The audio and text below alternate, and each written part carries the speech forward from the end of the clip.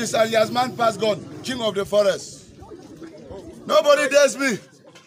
C'était son style, fanfaron, l'allure fière, paradant devant ses hommes. Une image d'invincibilité qu'il affectionnait particulièrement au point de se vêtir du sobriquet de Man Pasgon, rendu du pidgin au français par l'homme plus fort que les armes. Mais à l'épreuve des balles, le nom n'a pas fait long feu, l'homme non plus. Hier mardi, une opération spéciale des éléments du bataillon des troupes aéroportées BETAP a définitivement neutralisé le combattant séparatiste connu sous le nom de Major Général Ayeke.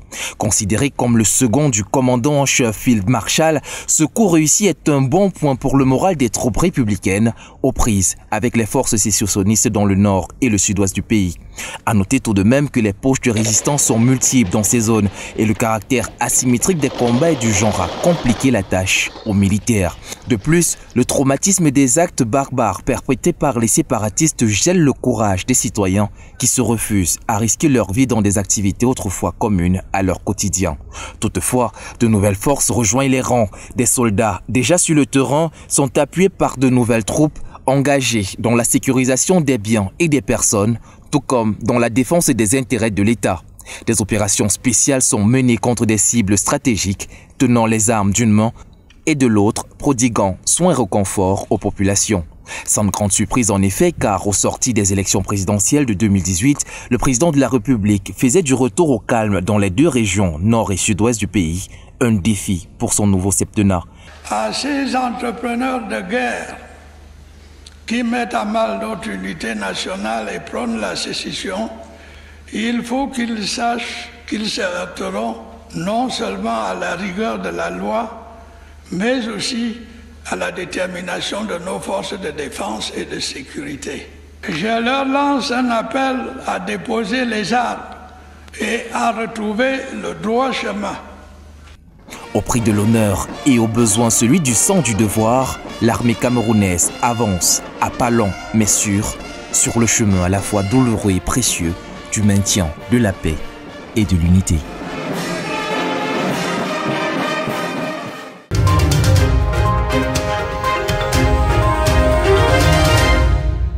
Pas d'âmes qui vivent, ou presque. La commune de Hina donne l'impression d'être une ville fantôme. Elle s'est considérablement vidée d'une bonne partie de ses habitants. Dans cet arrondissement du département du Mayo-Tchanaga, région de l'extrême nord, l'insécurité est à son apogée. Jamais Hina vit une situation terrible à cause de ce phénomène de prise d'otages et de demande de rançon. Parce que, voyez-vous, aujourd'hui, c'est des millions et des millions qui sont récupérés par des malfrats. Le receveur de la commune de Hina est l'une des victimes, des preneurs d'otages. J'ai été victime d'une prise d'otages en 2018. Et en fait, aux environs de 2 heures du matin, des individus armés sont venus, n'est-ce pas, nous prendre en otage. J'ai été conduit dans les chaînes de montagne de Gandoukoum.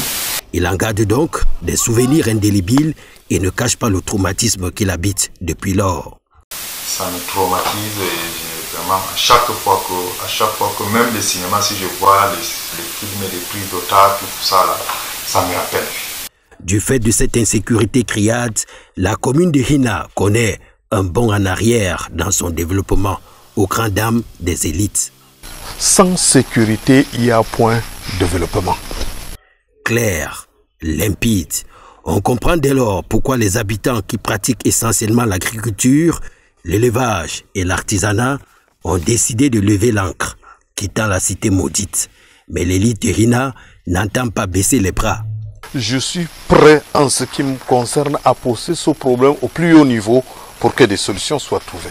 Aux dernières nouvelles, l'insécurité dans la commune de Hina connaît un net recul.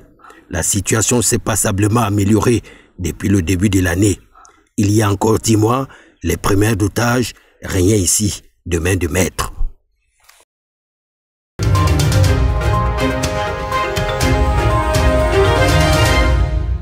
Ressources rares, les fréquences radioélectriques interviennent dans plusieurs domaines de la vie. Sécurité, radiodiffusion, télévision, aéronautique, navigation maritime, météorologie, services commerciaux. Vu cette importante sollicitation, l'impératif d'une bonne gestion du spectre hertzien se pose lorsqu'on sait qu'avec le développement socio-économique et l'expansion des réseaux radioélectriques, le Cameroun se heurte à des difficultés à autoriser l'utilisation conforme des stations FM pour des localités qui ne disposaient pas de prévision en termes de canaux radioélectriques dans la planification faite en 1984. Aujourd'hui, on s'est rendu à l'évidence qu'il y a des installations anarchiques, une utilisation anarchique également de ces ressources rares, conduisant à des conséquences parfois graves qui peuvent entraîner des accidents irrémédiables. Au regard de l'utilisation illicite des fréquences radioélectriques au Cameroun, observée par le Comité interministériel d'attribution des bandes de fréquences, CIABAF, il est de bon ton pour le ministère des Postes et Télécommunications d'informer et sensibiliser les acteurs des dispositions en application à travers la création d'une task force, notamment le démantèlement des équipements radioélectriques non conformes et ceux des utilisateurs illégaux, ou la régularisation de la situation de ces utilisateurs. Journalistes intéressés par les questions liées aux télécommunications et au TIC et des promoteurs de radio se sont donc imprégnés ce 14 octobre aux enjeux de la régulation du spectre radioélectrique. Il est question d'édifier tous ces acteurs à, si vous voulez, les édifier aux enjeux de la bonne utilisation de ces ressources rares. Mais il est en même temps important de noter que cette activité va permettre de vulgariser toute la réglementation qui gouverne l'utilisation de ces ressources. Mais en même temps, nous tenons à faire comprendre à tous les acteurs quelles sont les différentes étapes qui permettent l'attribution suivant la réglementation de ces ressources également. Entre autres résultats attendus de ces travaux, la maîtrise des contours de la nature des fréquences radioélectriques et la réglementation en matière de communication de leur gestion.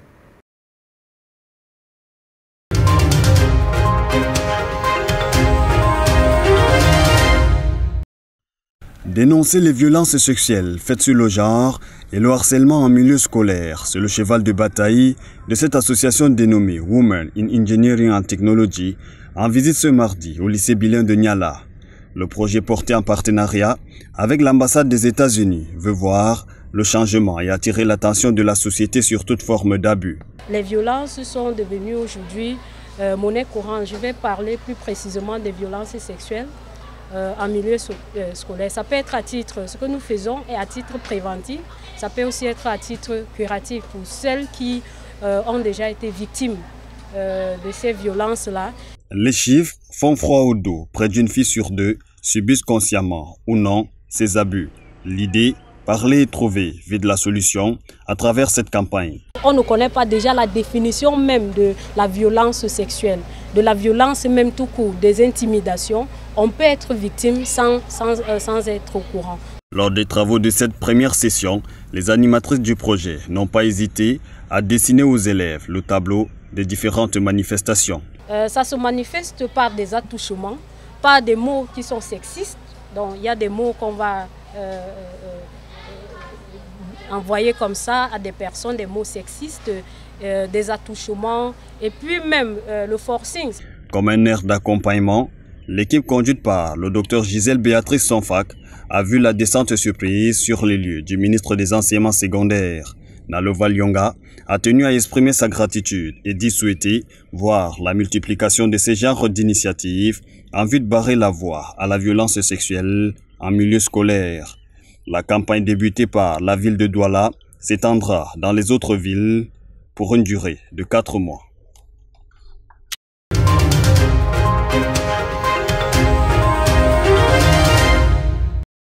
Goudali en langue Hausa veut dire animaux aux cornes moyennes et à courtes pattes. Précisément, l'appellation désigne les zébus qu'on rencontre dans le centre et l'ouest de l'Afrique.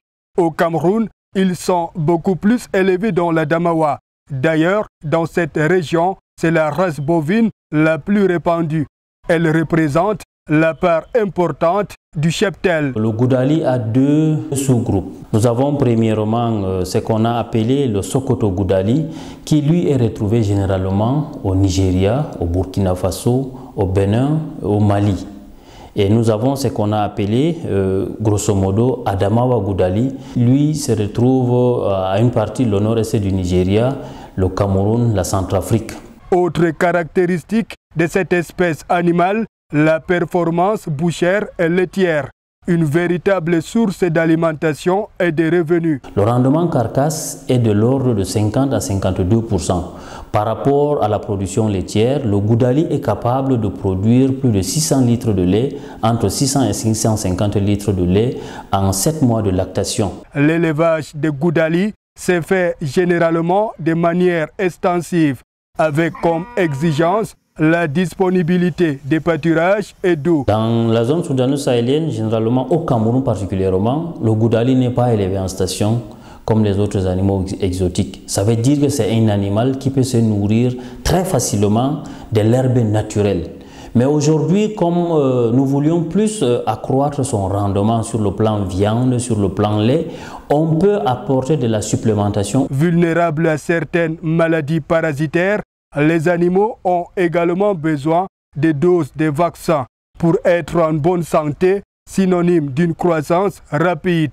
Avec son climat tempéré de type soudano-guinéen, l'Adamawa est une terre propice pour l'élevage de Goudali.